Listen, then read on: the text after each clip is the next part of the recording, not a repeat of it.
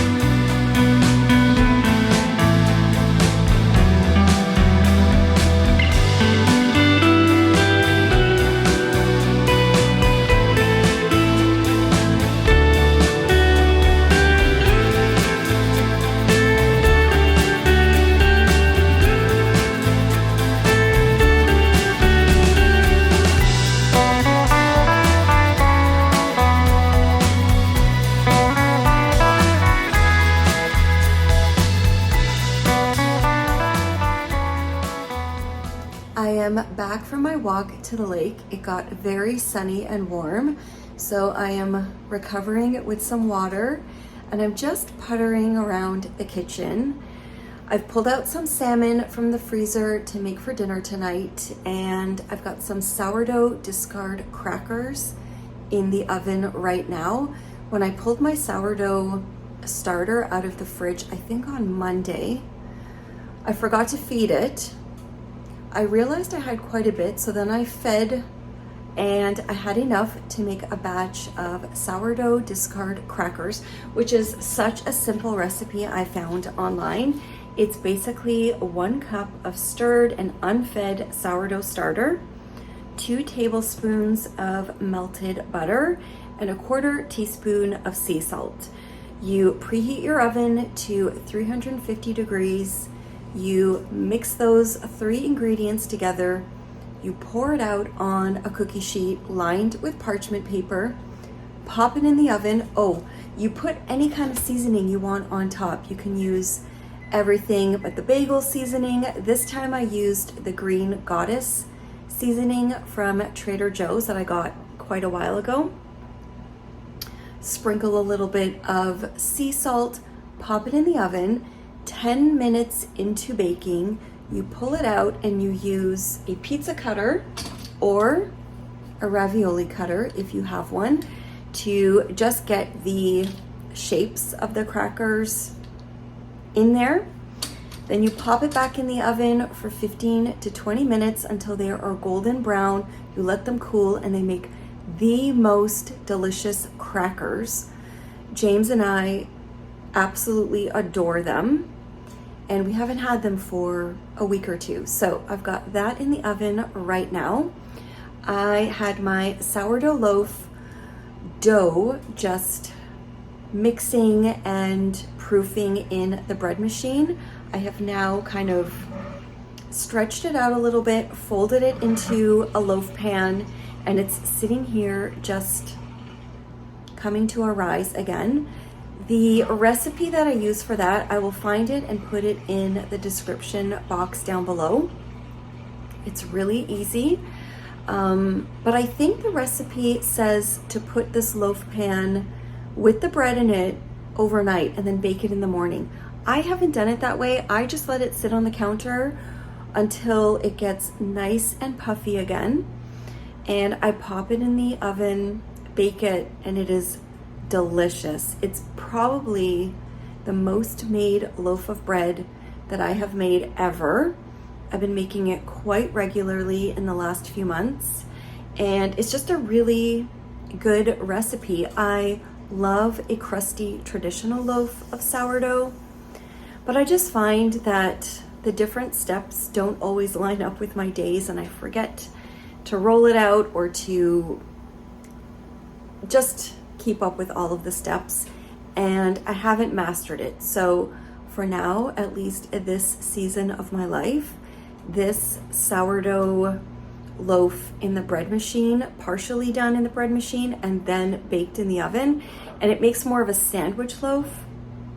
It's really, really good. So I will be baking one of those a little bit later on, and I think that's it. I've had kind of a busy day. I'm a little bit tired. I think I might take an afternoon break with my knitting. Maybe do a little bit of reading. I'm not sure. I would like to go sit in the backyard, but I feel like it's quite hot now. All of the grass is burnt. We kind of lost our momentum with caring for it this summer. We've had so many heat warnings and high temperatures. Even on my walk today, I just noticed so much of the grass is like hay. It looks terrible, but that's just the way it is here in the summer sometimes. I'm just gonna keep an eye on my crackers so they don't burn, and I'm going to have a nice afternoon filled with some knitting and maybe some reading.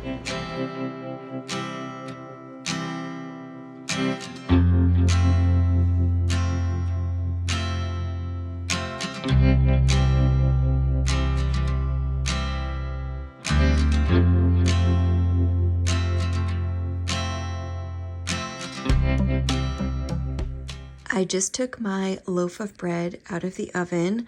I basted the top with like a stick of butter and it looks beautiful. I can't wait to slice into it tonight. I think I am just going to put some salmon in the oven, maybe roast some sweet potatoes on the side, and I'm kind of out of vegetables. We're supposed to go to Costco tomorrow, so I'll see if I have anything in the freezer that I can serve alongside that, but it's going to be a really simple dinner tonight. I've just come to the studio to check on things. James put tassels on all of the garden party bags. They look great. And I was just getting the bags and little cards that go in with them ready for Camden. He is on his way up here. He's going to get them all bagged and ready for Christina tomorrow. I don't know exactly what day she's posting them, but I know that's coming up soon. So if you've been wanting a garden party kit, you can check out the Cozy Knitters website or Instagram account, because I believe she will be updating when those will be live in her shop soon. I wanted to share this book with you. I got this a couple of months ago. I've seen it pop up here and there online. A lot of people in the journaling community were reading it. And I will admit, I did not know a lot about it, but it got some great reviews and I just loved the look of it. And I purchased it. It's been sitting on my desk for a couple of months. I just haven't really picked it up. I keep books like this, like nonfiction books, on my desk where my computer is. And the idea is that when I come into my studio in the morning and I sit at that desk to either edit videos or just check on emails and do admin work, I can sort of take a few minutes and go through a nonfiction book, underline things, highlight them, make some notes if I want to. It's just a practice I've been trying to get back into. And yesterday, when I was finishing up editing and uploading my Vlogust, I grabbed this and I just started it and I'm kind of blown away. It's called The Book of Alchemy, A Creative Practice for an Inspired Life by Suleika Juad. And I have only read a handful of pages, but I can tell immediately that this book is incredible. The way that she writes and the points that she makes, I think, quite quickly, really drew me in.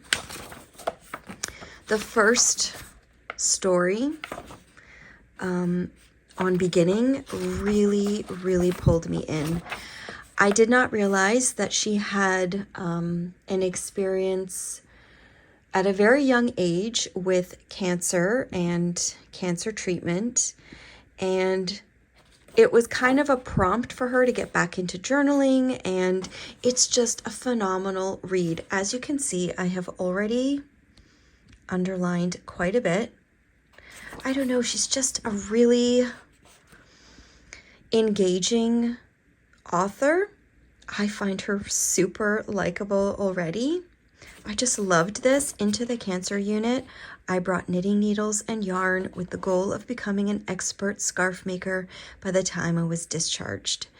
Perhaps even more delusionally, I packed a thick stack of tomes like War and Peace, cheerfully telling my parents I plan to use my time there to read through the entire Western canon. And honestly, I feel like I would be exactly the same.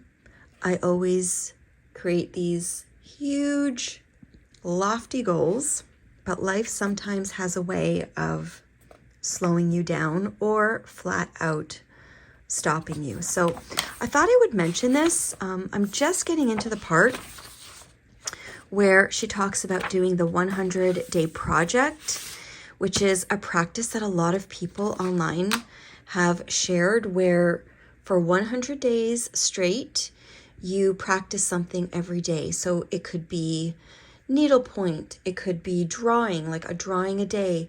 And she chose that time to get back into journaling, and I'm really intrigued to see where the rest of this book goes. It's excellent if you journal, maybe if you've just thought about journaling. I feel like this might be a great book to check out.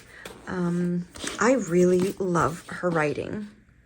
It's got fantastic reviews. I know that she also went kind of on a talk show circuit. She's super likable and really interesting. So I wanted to share that because I haven't really been reading any nonfiction books for a couple of months. And when I picked this one up, it just pulled me in, and I made a mental note to share this with you today because I think it is worth sharing. I think it's going to be littered with sticky notes and just little handwritten notes in the margin, underlining, highlighting.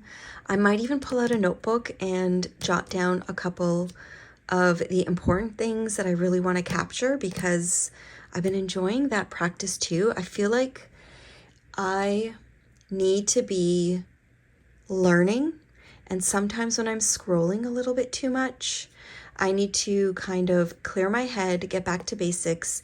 And I don't know if it's just the type of person that I am, but I really love information, and I love being inspired, and I love prompts and reading about other people's experiences that may be similar or aligned with mine. So I feel like this is going to be a great book to maybe make some notes in like a commonplace kind of way in one of my other notebooks. And I just really wanted to share it with you because so far in the very, very early stages, I think it's fantastic.